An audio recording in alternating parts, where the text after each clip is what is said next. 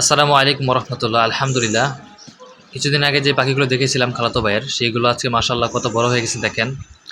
তো এই পাখিগুলো আমার অন্য আরেক খালাতো ভাই নিবে বলছিল, সেই জন্য সেই পাখিগুলো একে একে আমি আর খালাতো ভাই এই খাঁচার মধ্যে দেখেন ভরে নিতেছি।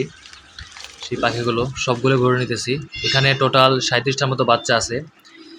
এরপর এখানে দেখেন ইনকিউবেটর, এর আগে যখন দেখাইছিলাম আপনাদের, এখানে আমার ডিমও আছে, খালাতো ভাইয়ের ডিমও আছে, সেগুলো দেখে নিলাম। তাপমাত্রা এবং আর্দ্রতা সব ঠিক আছে আলহামদুলিল্লাহ। তো পাখিগুলো নিয়ে খালাতো ভাই গাড়ি বের হয়ে পড়লো। আমি আর খালাতো ভাই চললাম আরেক খালাতো ভাইয়ের বাসায়।